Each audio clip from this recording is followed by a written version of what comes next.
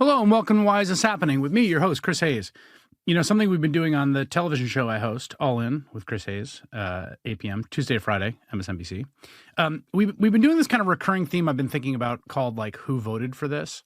Where we take something that Doge has done, usually Doge, or not Doge, someone has done in the Trump administration, that just seems like the least popular thing a person could do. Like, they canceled this huge women's health study that had been going on for 30 years. It studied women's menopausal health. They've been canceling like contracts for like veterans groups. They canceled a program where the USDA like pays farmers to grow crops that they then give to food banks and schools. There's all these things that are just kind of deep in the bowels of the administrative state that are just not, they're not culture war stuff. It's not deportation. It's not trans swimmers. It's not tax cuts for the rich. It's stuff that wasn't really the subject of the campaign. Like, it wasn't a thing people were like, I'm going to vote to really stick it to Alzheimer's research. Like, we need to tell these Alzheimer's researchers it's time to get off the goddamn gravy train and get to work. Like, I was there. I covered the campaign. That was not the campaign. And yet, so at some level, no one voted for it. But a lot of what's happening to the way the federal government functions was actually kind of written down in this thing you might recall called Project 2025. It attracted a ton of attention during the campaign. It was polling at one point worse than Hamas in American public opinion. And that was partly because of the kind of viral idea that there was this conspiratorial blueprint that had this ominous sounding name, but also because a lot of the stuff in it was really unpopular. For instance, getting rid of the Department of Education, which pulled way underwater. And when this kind of surfaced in the campaign and the Harris campaign, you know, said, look, this is Donald Trump's blueprint. The people running this are connected to Donald Trump. Russ Vought, who's kind of the guy overseeing it, is like one of his big lieutenants. He's probably going to be the administration. There was this concerted effort to be like, oh, I never heard of it, nothing to do with it, even though it was preposterous on its face. But it kind of worked. They did successfully, to a certain extent, distance themselves from it. And then after they won the campaign, it was like, oh, yeah, we're doing Project 2025. And they have been doing Project 2025. And actually, this is one of those rare kind of blueprints that's really useful to go back to after the fact, because it does serve as a guide. For instance, when I started to see that they were attacking the entire infrastructure of American scientific research and university funding, I was like, where did they get this cockamamie idea? Well, it turns out it's in Project 2025. Exactly what they're doing was in Project 2025. But because this stuff is technical and bureaucratic and sort of below the surface, they kind of hid it out in the open in a weird way. And now we're all living with the consequences. Well, it turns out that a lot of people have been writing and reporting about Project 2025. And one person, my guest today, actually wrote a book about it. It's called The Project, How Project 2025 is Reshaping America. David Graham, probably familiar to a lot of the listeners of the pod, who's a staffer at Atlantic, someone I've been reading for a very long time, and has expertise that is extremely useful in this moment. So David, welcome to the program. Thank you for having me. What first got you on the Project 2025 beat? You know, I was trying to remember when I first heard about it. I think it was in 2023 when they initially published the big plan online, and I remember it being a big issue in 2024. And I feel like even then I was dipping into it and reading bits and pieces as they applied to particular policies that, you know, whatever I was writing about or whatever was in the news. And I thought I had a good handle on it. And it was really only, I'm somewhat ashamed to admit, after the election that I sat down and read the whole thing start to finish.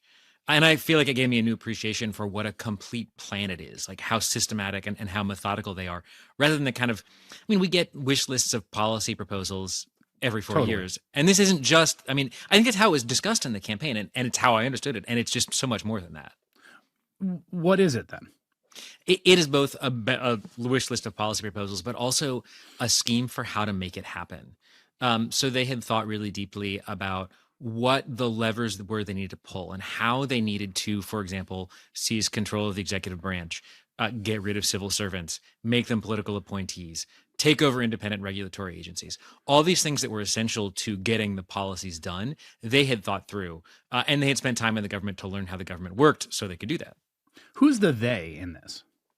Well, there are about 70 named contributors to Mandate for Leadership, which is the major document. And they come from across the sort of MAGA big tent, MAGA curious big tent of the right. I think the most important people I think of are Kevin Roberts, who's the head of the Heritage Foundation, Paul Dans, who worked in the first Trump administration and was sort of the organizer for Project 2025, and then Russ Vought, who was the head of OMB in the first Trump administration, and of course is back as head of OMB now, wrote one of the major chapters and is kind of the intellectual eminence grise behind all this.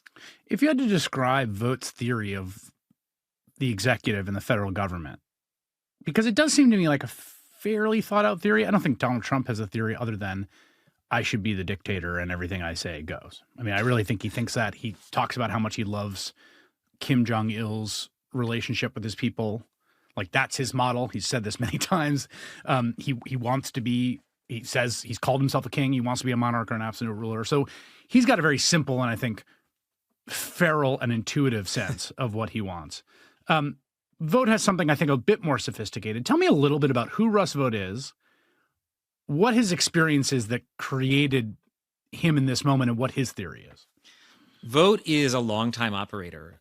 He worked for Phil Gramm in the 80s. He worked for Jeb Hensarling, another Graham alum. So he's in this kind of fiscal conservative world. And then he worked for the Heritage Foundation. He's very Christian. He went to Wheaton. And he has this idea that, you know, America's a Christian nation, and he wants to sort of refract all of his political view through that Christian worldview and perspective. I think the approach to the executive branch that he takes is, although a lot more sophisticated than Trump's, it works. It matches up very closely, or it ends up in the same place. He complains, I think, convincingly, that Congress is a mess and has yielded way too much power to the executive branch and isn't doing its job. But what's weird is then his answer is to grab more power for the executive branch. And he thinks, for example, that having a civil service that doesn't report to the president is a constitutional abomination because they're in the executive branch. They ought to report to him. By the same token, he thinks that independent regulatory agencies like the FCC or the FTC should report to the president. And there's no reason why Congress should be able to set up a law that puts them outside of Trump's purview. So he wants to give power to Trump just as Trump wants to get it. And that means they work together really well. Yeah, we used to call this in the Dick Cheney days unitary executive, which is the idea that, you know, the Constitution enumerates three branches. Article 2 is the executive branch, and that ergo, you know, the president can personally appoint the meat inspector at your local factory. And not only that, but it would be fine if he put the meat inspector in because that person was a loyalist who had been a truck driver the day before or a plastic surgeon or whatever. And that person is now going to be the meat inspector on the line. And that was in some ways how the federal government operated, particularly in the Postal Service, how the Postal Service operated. For a lot of presidents, until we had the big civil service reforms of the late 19th century, which happened for a reason, which is that, right? I mean, if you allow the president to individually appoint these patronage jobs, you get a government that's quite corrupt. Right. And, you know, they acknowledge that. They say, you know, we understand why the civil service was created. It was well-intentioned, but look, it just hasn't worked out. You know, we've got these people, basically they're too liberal and yes. they're not working along with the president, and they're not doing what we want to say. And so we need to go back to another system. And yeah, these people should be appointed on the basis of political loyalty. That's what we need to do to get the federal government sort of moving all in the same direction. We should also note that this idea of independent agencies is the source of a lot of constitutional debate through the years, and was a big fight in the New Deal where a lot of these were created, that the Supreme Court ultimately said, no, this is constitutional. I mean, starting with the Federal Reserve. And it's a little hard to see. I mean, it's very hard to square Vaught's theory of this, which is going to come before the Supreme Court in a bunch of cases where they have just moved to fire people in these independent agencies that they don't have the power to fire. They're saying the Constitution basically says these can't be independent, even though the Supreme Court has said they have been for 80 years. And that seems like a huge part of the Project 2025 vision and the Vought vision. Yeah, they say repeatedly in the document, look, Humphrey's executor, which is the 1935 case that established that these agencies are constitutional, was wrongly decided. We need to challenge it. We think the Supreme Court will come down on our side when we challenge it. So the trick is getting the right case before them. Yeah, they view Humphreys as Roe, basically. Right. Yeah. Like it's precedent. The court was wrong, and we can count to 5 to get rid of it. Exactly. Why does that matter to them? I mean, because they do things that Trump doesn't want, basically. I mean, I think it's a little bit more sophisticated than that. But we saw in the first term where Trump felt like he wanted to use, for example, he wanted to use the FCC to punish broadcasters. He wanted to pull broadcast licenses from people, and he kept talking about that. But the FCC wasn't going to do that. And now he has an FCC commissioner who wants to do that and who is very much on the team and who, in fact, wrote the chapter on the FCC in Project 2025. So there's all these places where if they want to change American life in the way they want to, they need full control. And that's the thing, is they have thought about how almost any department and agency can be part of the plan. So when they talk about, implementing a really Christian vision of the family, for example, they see a role for the Labor Department, for the Education Department, for the Health and Human Services Department, for HUD. All of these things come together and work towards that vision. How much have the first 100 days matched the blueprint in Project 2025? I think directionally a ton, even maybe more than I expected, which is a little weird having written the book. What has been different is Musk. They didn't account for Musk. And they had, worked up plans for how they could do a lot of these things, like Schedule F, which we heard a lot about at the end of the first Trump administration, and then again in 23, 24. And we haven't heard as much about it, although it is now moving forward as well, because just Musk came in and fired all these people and sort of used the bulldozer. They just didn't go through. I mean, what's so crazy about the Musk thing is that they just decided to break the law in every direction all the time for 3 months straight. And it's hard to say yet whether it worked or not, but it was much more just like Musk treating everything like there were no laws, there were no regulations, like I can have whatever data I want, I can fire whoever I want. It's like, no, there's laws that say you can't fire these people. There's laws that say you can't have this data. There's 100+ lawsuits, I think at this point, I don't know, somewhere around that number, around all these issues. Much of it has been stymied in the courts. But I guess it's kind of funny to write this whole blueprint that's about like leveraging the law and then just have Musk come in and be like, I don't care. Totally. And I thought at the beginning of the term that might be a conflict. But I think that what Vogt realized is that in the same way that to some extent he has hijacked Trump as a means to his end, he could hijack Musk.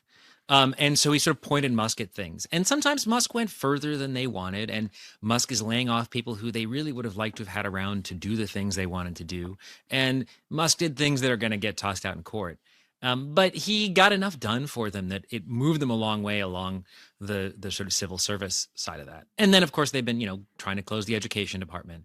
And they've been issuing executive orders that match up really closely with things laid out in Project 2025. So a lot of the other parts of the agenda are also following right there. Does the Project 2025, it's been a while since I looked at the education portion. Do they acknowledge you need statutory authority to close the department? That it's been created by Congress, it has funds appropriated by Congress, and you can't close it with an executive order? There are a lot of, they do. And there are a bunch of these places where they acknowledge. But that document is a more lawful document than the version that they have gone with. Yeah, I mean, that's what I mean about these guys being insiders. Like, they thought about it and they understood that what they were doing was really radical, but they also wanted to have a plan for it. Although, I mean, this is one of these places where they're like, yeah, Congress will have to pass legislation doing this, but they'll do that, and they don't really explain how to get there, which I think is short-sighted. Well, but here's my understanding of the problem that a lot of Project 2025 is solving for, and that Russ Vought is solving for. So they say they're solving for the problem of an unaccountable deep state bureaucracy that is extra constitutional and not responsive to the President of the United States. I think in a lot of cases what they're responding to is they don't like what democratic results have produced. I think this is particularly true in the realm of Congress and spending. So Vought comes from the Phil Gramm, Jeb Hensarling, like this kind of quote unquote fiscal conservative, we want to cut social spending wing. We don't, and it's hard to cut social spending because Congress is the power of the purse. congressional representatives get lobbied by people who don't want them to cut that funding. And that could be all sorts of things. It's grants to universities when the University of Alabama in Tuscaloosa is the largest employer for Alabama. So like, are the 2 Republican senators from Alabama going to vote to cut a ton of money to Tuscaloosa? No.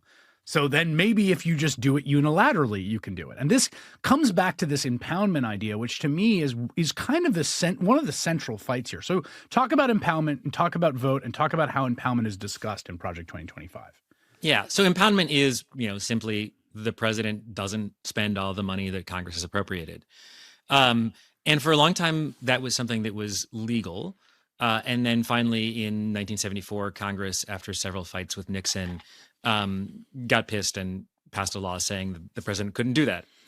And Vogt and his crew think that that is unconstitutional. This is another one they want to challenge. And we saw Trump try to impound funds, in the case of his first impeachment, which, became talked about as a political, use of the presidency to get the Biden sort of thing, which was true. But it was also an impoundment scandal where they tried to hold back funds that Congress had appropriated. And now they want to do that again and treat what Congress appropriates as a floor rather than a ceiling, or as a ceiling rather than a floor, excuse me. And so they're like, if we don't want to spend on those things, we won't do them. So they really want to hijack the power of the purse, is the long and short of it. Yeah, and only in one direction, right? So right. What's so brilliant about this as a kind of it's like Supreme Court jurisprudence that's constantly finding that the real power rests in state legislatures, because lo and behold, that's where Republicans are, in these states. It's like, oh, you can't spend more than Congress has appropriated. But if Congress appropriates $10 billion to stop children dying of AIDS in Africa, you can spend $0. Right, exactly. And the other thing about their spending, and I think this is a place where you can see how they've been they've given over to Trump, and Vogt in particular has. Vogt comes from this very entitlement cut sort of background. And in Project 2025, they acknowledge that you can't, they say they want to balance the federal budget. They acknowledge you can't balance the federal government or federal budget without either cutting Social Security and Medicare or else raising taxes. But they don't actually say they're going to do either of those things. They don't make that proposal because they know Trump won't go along with it, and they know it's politically toxic. So they're willing to acknowledge it there. They just don't really offer any scheme out, but they want to cut all these other things. And of course, they want to cut Medicaid. They want to cut things that are services to poor people, but not services to the people who they see as on their side. The impoundment fight is one that I knew we were going to get because Russ Vought has been vocal about this. It's in Project 2025. We've gotten it more dramatically than I've ever seen. I mean, they have just unilaterally cut a bunch of stuff. Some of it's being challenged in court. It's crazy to me how much them doing it has kind of reset a default that they can. Yeah. Mm-hmm. Is that surprising to you? Again, the kind of Musk angle of this. I mean, Congress has to say something. And I think they correctly calculated that Congress was unwilling to stop Trump. I mean, they said that this plan was for the next conservative president. It didn't matter who it was going to be. But it's hard to imagine anybody who would be willing to keep Congress from saying boo about all these prerogatives that are just being totally trampled over. The other big area, so impoundment is an area where you saw the fight coming. They're having the fight now. They're trying it more aggressively than maybe I would have guessed. I mean, the dismantling USAID or cutting off PEPFAR. Was that in? They were like, we're gonna take all the AIDS drugs away from children across the world. Was that in Project 2025? No. I mean, their view of USAID is that it should be, it's too squishy. The liberals were using it for all this sort of soft humanitarian nonsense, and we need to use it as a tool of American policy, but not get rid of it. They wanted it as an instrument. So that stuff, the impoundment fight, I sort of saw coming. The thing that has really blindsided me, and I'd like to spend a little time on, is the grants and the sort of attacks on universities, but specifically ripping out the infrastructure of American federal research funding. Mm-hmm. I didn't realize a lot of that was in Project 2025 until they started doing it. Mm-hmm. But it is in there. Talk a little bit about what's in there and how much it matches what they're doing. I'd say what they're doing is it connects closely to what they have, and it's been done on a much grander scale. A little bit like the Musk stuff, where they had, they laid out a plan for it, and they've just gone way beyond that. But there's the idea that there's an antipathy towards universities, obviously, and this belief that the system is giving them all this money and they're churning out Marxists, and we need to slim it down. We need to take all this money, all this overhead money they're using, and shift it into, for example, vocational education. So there's you're already going after the universities, and then more generally, there's a hatred of research. Again, because it produces these kind of liberal outcomes. So they want to, demolish almost all of the climate change research, for example, whether that's federal or funded by the federal government elsewhere, they want it all to go away. Okay, but the National Institutes of Health and the National Science Foundation, like this has been shocking to me. That so there's a few things they've done that I think it's worth being sort of more specific. Talk a little bit about the overhead part of this, right? Because a big part of what they've done, and this is the part that they do enunciate in Project 2025, is making what is a seemingly technical tweak right to federal grants that ends up essentially eviscerating the entire finances of any research institution. Yeah. So many of these grants require, when the university put in the grants, they ask for some sort of overhead, which funds all kinds of things, the infrastructure behind this. It funds the labs. It funds the ability of the schools to employ the people who do the work. So it is funding the work, but it's not funding only the work. And they look at this and they say, look at this huge number that isn't even going to this research that these people say they're doing. We're going to cut that off and we'll give them the money they want to do for the research. And I think it's clever in a devious way because you can't do the research that way, but nobody wants, for the general public, I think it's very easy to demagogue this because it looks like you're just throwing soft money at universities to do who knows what. Yes. I mean, but it's also the case that this overhead percentage the universities take as the means of, and this is not to say there is not fat to trim in universities. Any academic working any adjunct working near minimum wage will point their finger at lots of things, including the enormous growth of administrators in the modern university that they think can be trimmed. So I'm not defending in toto the status quo of university finances. But fundamentally, the U.S. does spend more on research than I think any other country.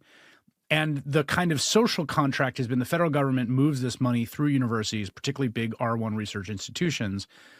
They get grants from the federal government for a drug trial or whatever sort of, biomedical research they're doing. They take a cut, which goes to the university's, building of buildings and all the other sort of. You need labs. You need all those things. Exactly. And my understanding is like what they are now doing represents the most drastic cut to American science and biomedical research we've seen. Is that your understanding? Yes, totally. Yeah. It's like an epical existential event for universities. And it totally, this is an understanding. You can say that maybe universities ought to limit their overhead, but this is a system that's been in place for decades. And if you try to change it overnight, which is more or less what they've done, what you're doing is just cutting off the research. Okay. I understand why they want they want to get rid of all climate research. I even understand that they've kind of negatively polarized themselves into being skeptical of the germ theory of disease or whatever crazy nonsense they've ended up with about they don't like public health because they hate Anthony Fauci. But it is crazy to attack the foundation of American science and biomedical research. I have talked personally to people that work on cancer and Alzheimer's who are like, we are not going to be able to do our work on cancer and Alzheimer's. Is that present, that animus, which I think A, the general public didn't know during the campaign, B, seems weird to me, even politically. I did not peg them as having antipathy towards cancer researchers. Is that present in the document? And how do you understand, do they know what they're doing? Why are they doing it? No, I think this is one of these places where they didn't reckon with how huge the effects would be. So they saw an easy target and went after it. But I also think, I know we're talking about cancer and Alzheimer's stuff. I don't think you can discount how much COVID hangover there is. Just in the mentality, they're so freaked out by COVID. They're so freaked out by things like the CDC closing churches, which is clearly impacted their psyche really deeply. And it has manifested as an antipathy towards all kinds of medical research. They they are convinced these people are doing something and they're out to get us. Yeah. So this idea that like, right, the medical establishment is woke and it's all like devious Faucis that want to like, I don't know, close churches and prevent you from knowing the secret horse dewormer solution to all your problems. Like, it's just wild. I've seen a few open letters from scientists in American universities who are basically like, I'm a conservative or I'm a Republican or like, I hate the campus Marxists too. And like, I don't like the culture of universities, but guys, you're destroying, like, you are killing the goose that is laying the golden egg.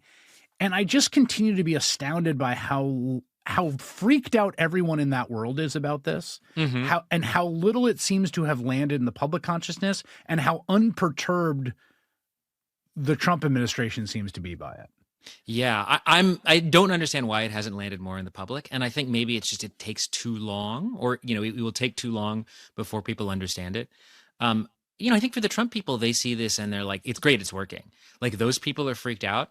Clearly what we're doing is right. I mean, you can imagine Stephen Miller sort of cackling at each one of those open letters, and tenting his fingers and seeing things proceeding according to his plan. That's the first time we've mentioned Miller, who I think, from all the reporting I've seen on the White House and from people I've spoken to, really does seem even more than Musk in some ways. I mean, there are certain things that Musk is allowed to kind of run roughshod on, but on certain things, it really seems like Stephen Miller's the president.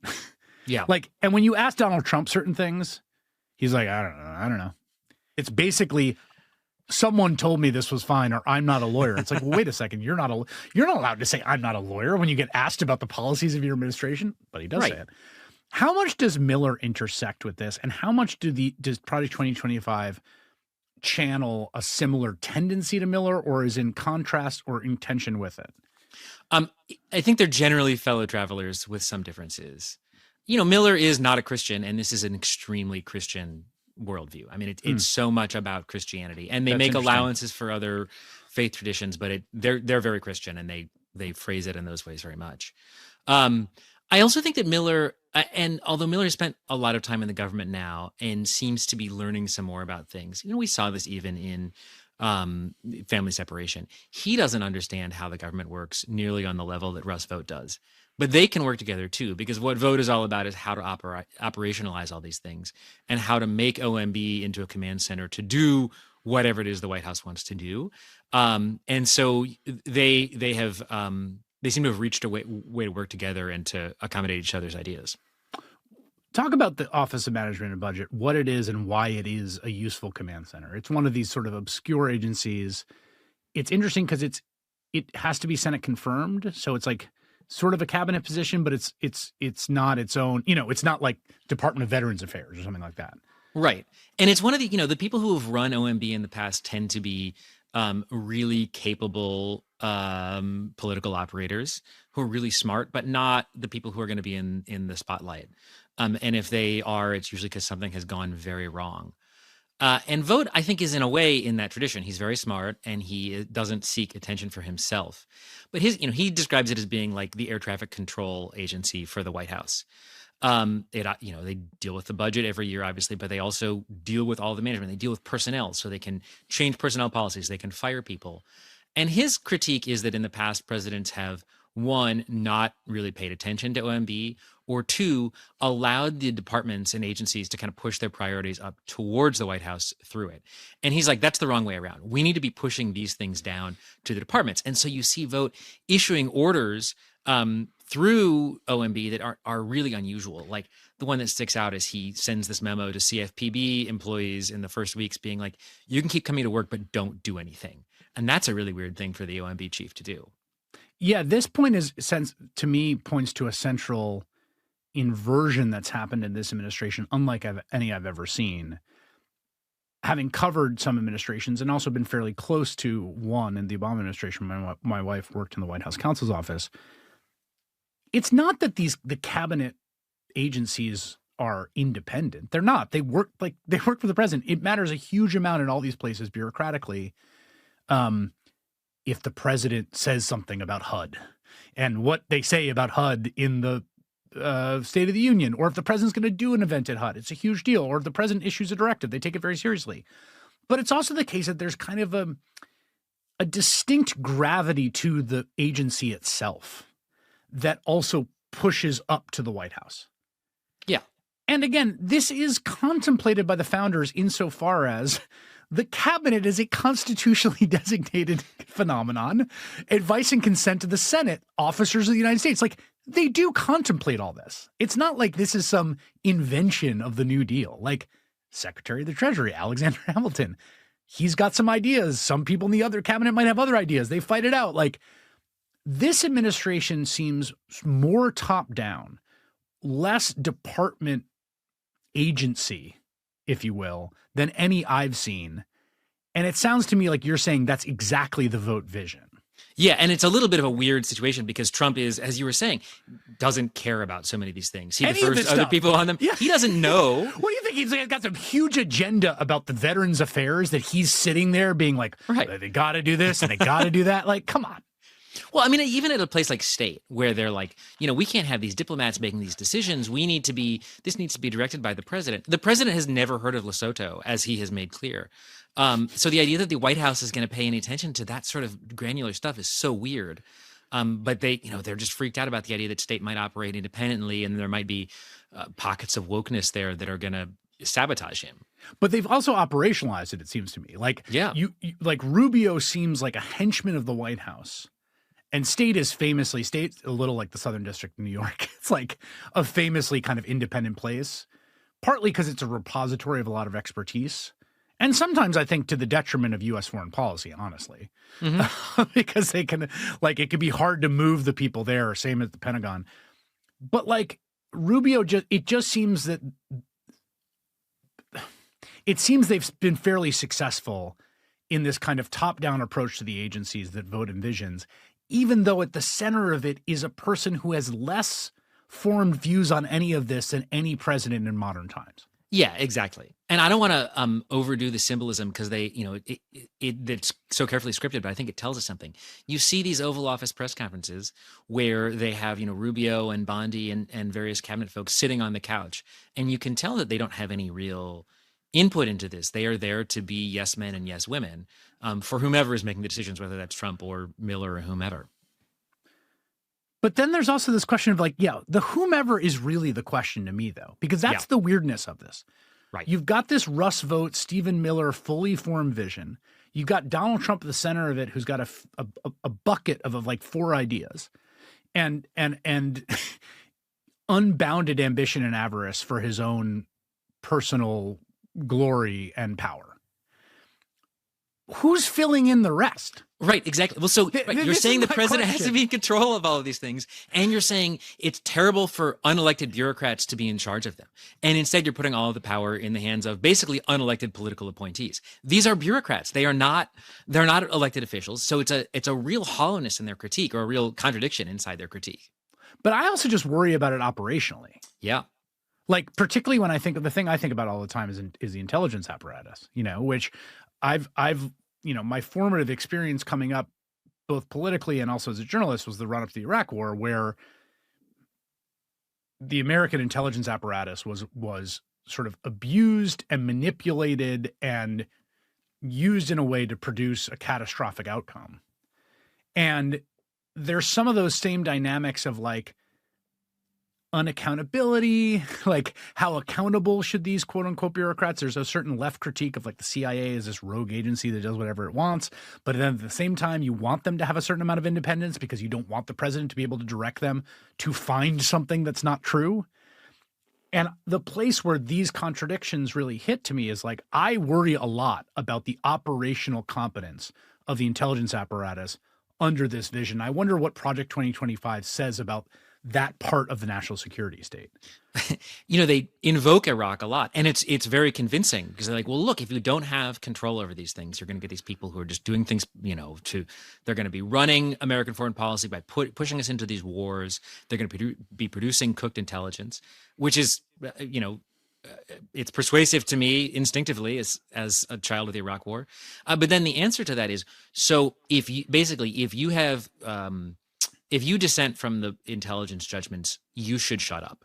Like, you shouldn't be political about these things, but you better not dissent. And that leaves a really narrow band. You have to do whatever is ordered of you, and it's going to be politicized, and you can't speak up. It seems like a path that the intelligence agencies aren't going to be able to walk very effectively if they're also really producing intelligence. They're just producing political conclusions, I think, under this vision.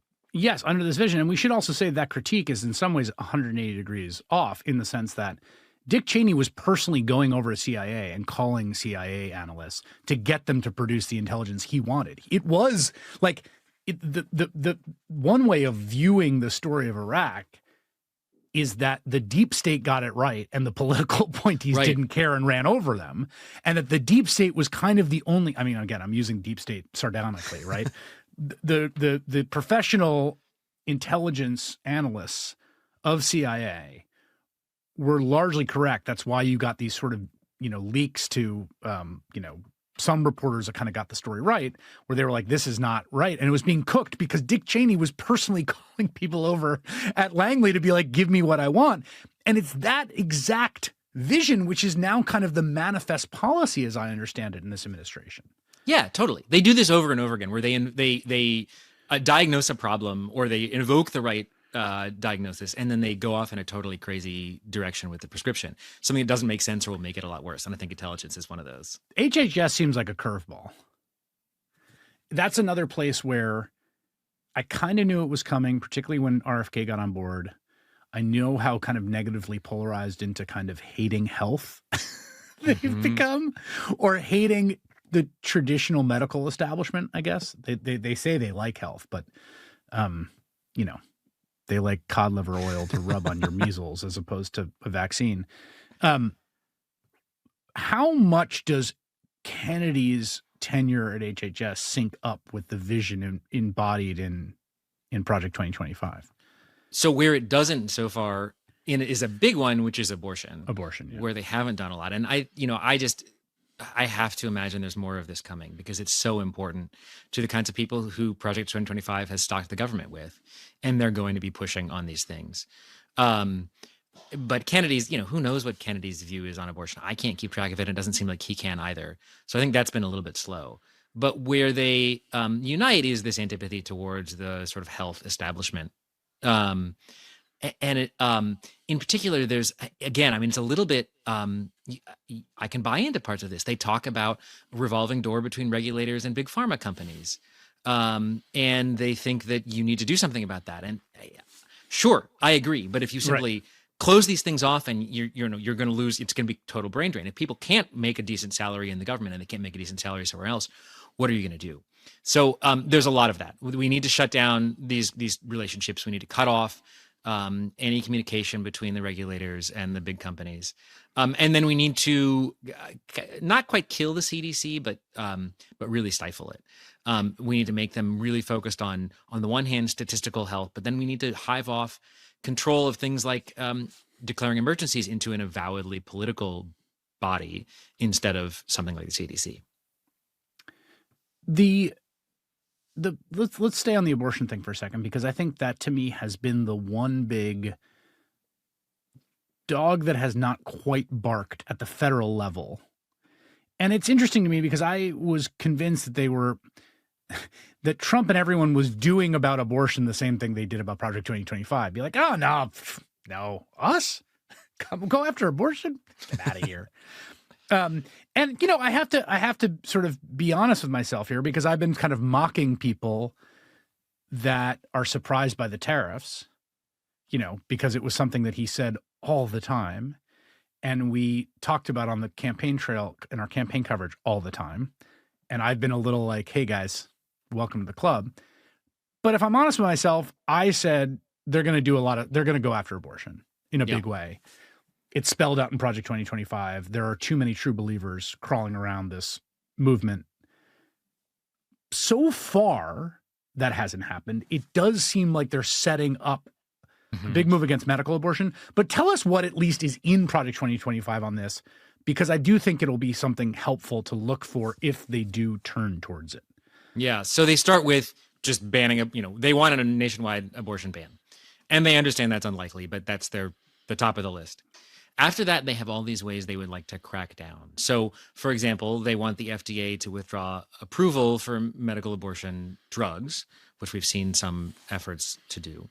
They want to use the Comstock Act from 1873 to ban the mailing of abortion drugs. Another thing we've heard a lot of buzz about.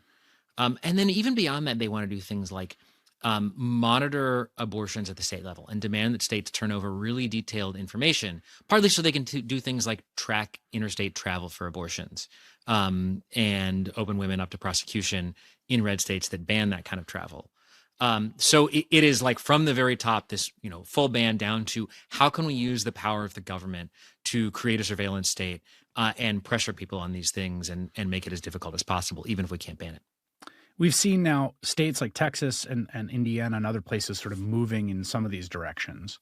But again, we haven't, I don't want to say like, oh, everything's fine. Not at all fine. It's the opposite of fine. Roe has fallen. Abortion is illegal in, a little less than half the states. And millions of women do not have access to reproductive rights or care. We've seen infant and maternal mortality climb in the same states. We've seen OBGYNs leaving those states. We've seen a million different problems, the criminalization of miscarriages, et cetera. So it's still a nightmare. All of that said, it could be worse. And I was bracing myself for instance, Pam Bondi to start using the Comstock Act, which is on the books. I was bracing myself for, the head of the FDA to come out and say, we're rescinding mifepristone. Now they're doing some studies now. They've started some studies that many people think will be essentially a kind of pretextual foundation for them to move towards this. Why do you think we haven't gotten some of the bull rush attempt to implement this vision in this area that we have in so many other areas? I have been surprised too. I mean, the best explanations I can offer are two. One, this is a place where Trump doesn't care a lot about abortion. And he also sees political risk in it, which I think had a lot to do with his position on the campaign trail, where he was like, oh, we've gone far enough, let the states handle it. There's kind of selective federalism going on. I also think that these are places where when they embarked on Project 2025, it was not just the policies, but it was this attempt to train people to fill these roles in government that are not visible. So political appointments that are not Senate confirmed, that are not, titles anyone knows of or names anyone knows of, but who can get into there and slowly work the regulatory machinery. And that's in many departments. I think that's true also in HHS, where they need to get their people in, they need to get their people hired, and then those folks will start moving on the slow-moving stuff. They have to get the power first, they have to get the staffing, then comes policy later on. This brings us to another big part of what Project 2025 was, aside from this sort of report, was this hiring project. Tell us about what that hiring project was, what it produced, and how successful it's been in feeding people into the actual administration.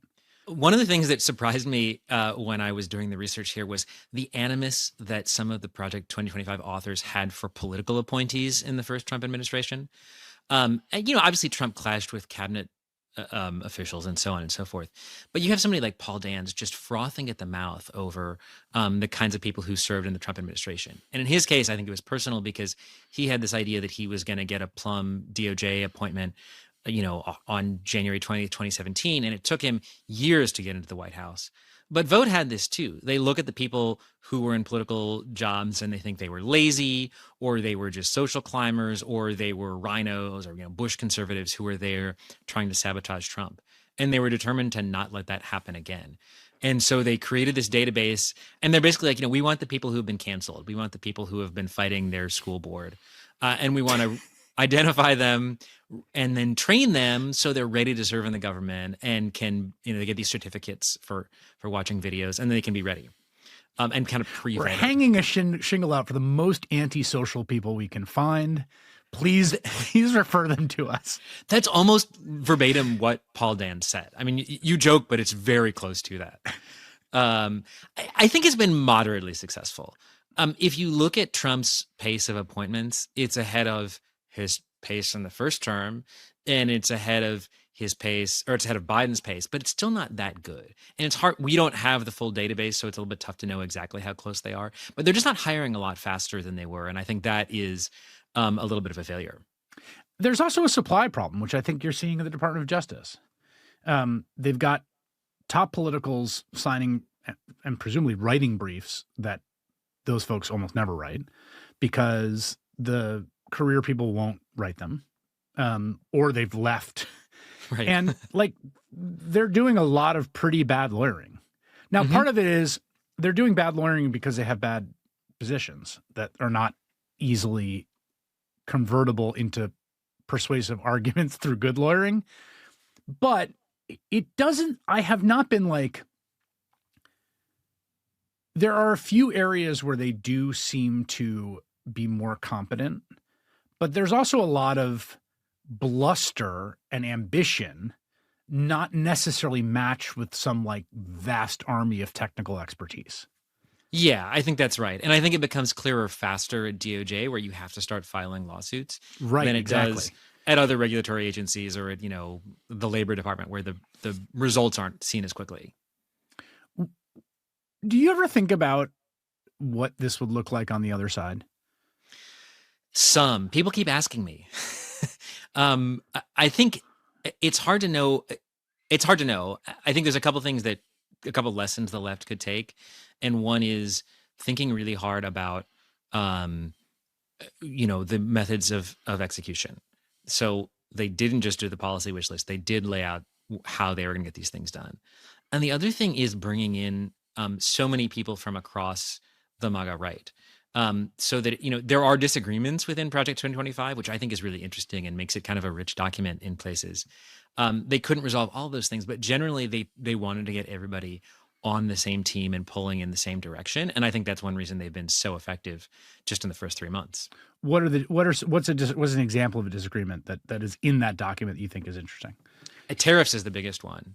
Where you have Peter Navarro arguing that tariffs are great. Although even there, he doesn't go as far as Trump has. He wants tariffs on China. And you have Kent Lastman from the Competitive Enterprise Institute saying tariffs are a disaster. They've made Americans poorer. They will do it again if we keep doing this. Free trade is one of the great, miracles of the 20th century. You have Veronique Derugi saying trade deficits don't matter. Anyone who says otherwise is a fool. So there's a real, you can still see the kind of old fiscally conservative right not quite giving up on a few of these issues like that. And yet they have, what's interesting there is that like, if it's between them and Trump, which way it's going to go. Yeah. I think even Navarro's presence is a fig leaf. They understood that they couldn't come out and say tariffs are a terrible idea, even if it's what they thought. And so they felt like they had to bring in Navarro to give that voice, to make it more palatable to Trump. In terms of the like lessons for the left, the thing that I'm struck by in the parts that I've read and the implementation is like, and this is something I'm kind of obsessed with, is one thing you definitely is not enough is that if we survive this with American democracy recognizably intact, which remains an if, and if there are free and fair elections and a Democrat is elected president in 2028, it's just not enough to be like, here's the policies, because you actually have to reconceptualize the entire constitutional order and federal government. Yeah, exactly. You can't just put things back. And I think that's an underrated problem. They have, it's unclear how successful a lot of these things will be and where the courts will push them back on hiring, for example. But the executive branch that a new president inherits on January 20th, 2029 is going to be so different from the one that Trump inherited on January 20th, 2025. And so any project from the left has to just think about the government new and think about how to interpret the Constitution in a different paradigm. You can't return to a great society view because some of those things are going to be gone. You have to rethink it. I've thought a little bit about the post-Watergate reforms as a model, but I think even that is probably too limited in scope for what is going to be facing the country after Trump, assuming there's an after Trump. Yeah, I think the post-Watergate model is interesting because it's the closest analog we have, where you have a whole bunch of, there's statutory reforms, good government and corruption reforms, campaign finance reforms, reforms at OLC about the Department of Justice independence. There's national security reforms. There's there's a sort of swing of power back to Congress, which claims it back. For instance, impoundment, right? Mm-hmm. And a few other areas where Congress seizes back power from the executive quite intentionally. There's the church committee. There's kind of investigatory aspect of kind of going back and looking at, where the kind of growth of an unaccountable secret state post-World War II led to some of the excesses that would come to light in Watergate and also just come to light generally.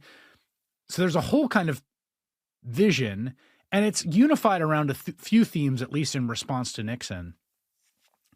And I do think that you would need something like that for the Democratic Party or progressives or the center left or the pro-democracy coalition, whatever you want to call it, precisely because so much will be broken. And also it's not going to be enough to be like, all right, let's get back to work at CFPB. Right. Like, I mean, yes, you should get back to work at CFPB, but that's not, there's got to be something more than that. And particularly around the balance of power between the branches, the relationship between the president and the agencies, why independence in some places and what is it good for? How is it protected? How do you create democratic fail-safes and redundancies that don't allow this kind of destruction to happen? I mean, you're going to have to think very hard and long and in detail about all of that. Yeah. I mean, especially things like redundancies, because so many of those Watergate reforms seemed like they were effective until Trump. And then you saw that they were not statutory. They were, they were guidelines or they were general practices, and he mowed right through them. So it has to be something more rigorous than that. Do you think this document is going to end up? I have a hard time projecting forward even a week in the Trump presidency. Like, I just don't know what's going to happen. And I think everything from the U.S. sliding into a pretty scary and unrecognizable presidential dictatorship along the lines of Turkey to Donald Trump having to leave office in disgrace before his term is over are like plausible things that could happen. And I guess I wonder what it's going to matter what the legacy of Project 2025 is where we end up on that spectrum, right? Yeah, that's true. I think they're thinking about this in a couple ways. One is they see Trump as a vessel, and so they wanted to elect him and they wanted him to do these things, but they're thinking past him. And they imagine that what they're doing is going to shift the executive branch and American society for much longer. They also understood that there would be pushback. And so they write, the first 100 days are crucial. The first 2 years before the midterms are crucial. We have to get as much done in that time as we can. And then they know Washington will sort of push back. It's about shifting the baseline. And, I worry that they have managed to permanently shift the baseline. And I just don't know quite how far. David Graham is a staff writer at The Atlantic and author of the book, The Project, How Project 2025 is Reshaping America. David, that was great. Thanks so much. Thank you. Thanks for watching Why Is This Happening? The Chris Hayes podcast on YouTube. New episodes come out every Tuesday. Subscribe to the MSNBC channel so you don't miss a conversation. For more from me, visit the All In with Chris Hayes YouTube page and follow me on social media at Chris L. Hayes.